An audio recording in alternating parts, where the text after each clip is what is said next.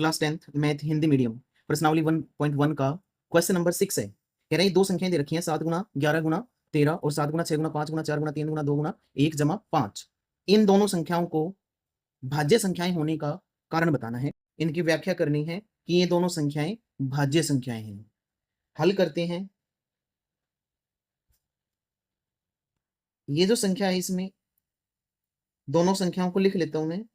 7 गुना 11 गुना 13 जमा 13 और दूसरी संख्या है 7 गुना 6 गुना 5 गुना 4 गुना 3 गुना 2 गुना 1 और जमा 5। इस संख्या के अंदर इन दो पदों में 13 कॉमन है, तो इसको 13 को उभयनिष्ठ ले लेंगे। यहाँ पे ये 7 गुना 11 गुना 1 और जमा 1 बचेगा। इस संख्या में इन दो पदों में से 5 कॉमन आ रहा है, तो 5 कॉमन ले लेते हैं। यहाँ 7 गुना 6 गुना 1, 5 बाहर आ गया इसलिए 5 एकम 5 भाग करके 1 बचेगा, गुना 4 गुना 3 गुना 2 गुना 1 और जमा 5 एकम 5, ये बच जाएंगे।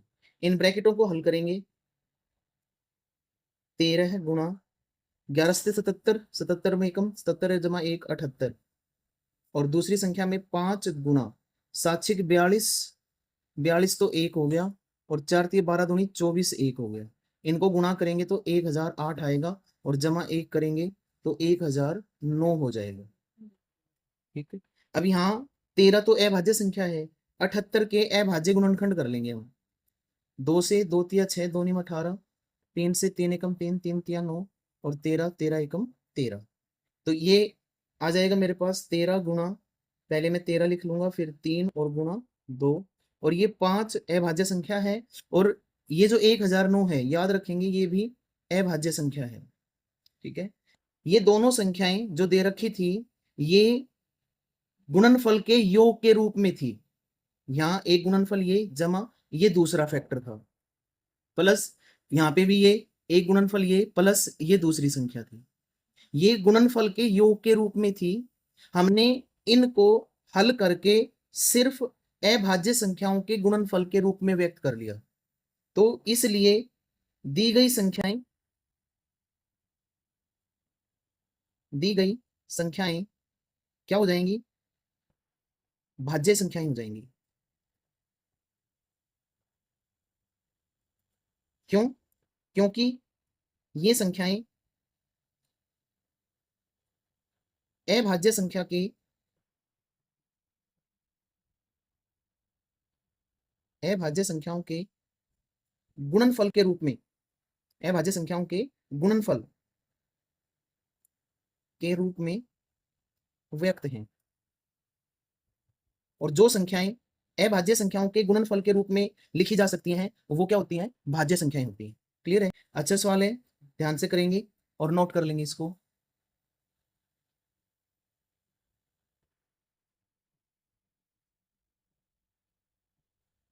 सातवां और आखिरी सवाल है। कह रहे किसी खेल के मैदान के चारों ओर एक वृत्ताकार पथ है। इस मैदान का एक चक्कर लगाने में सोनिया को 18 मिनट और इसी मैदान का एक चक्कर लगाने में रवि को 12 मिनट का समय लगता है। मान लेते हैं दोनों एक ही स्थान और एक ही समय पर चलना प्रारंभ करके एक ही दिशा में चलते हैं।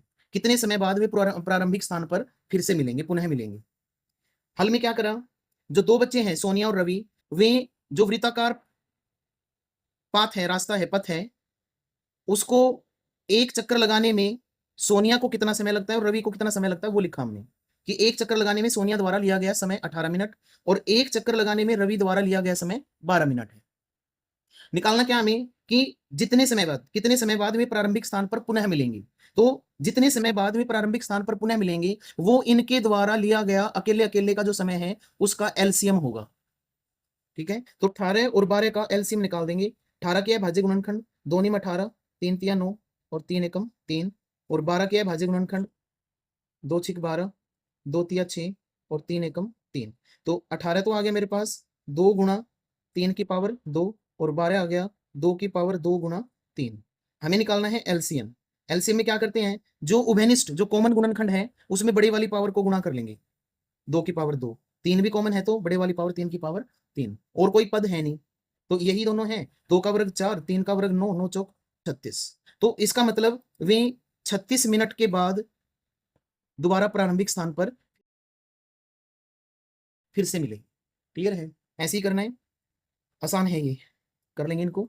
ये हमारी पहली प्रश्नावली खत्म हो गई। पूरी प्रश्नावली को अच्छे से करेंगे। 2 नंबर का शायद एक सवाल इसमें से पूछा जा सकता है, तो सभी बच्चे ध्यान से करेंगे। और वीडियो अच्छी लगे, सवाल समझ में आए तो वीडियो को लाइक करें, चैनल को सब्सक्राइब जरूर करें, अपने दोस्तों में शेयर करें। Thank you.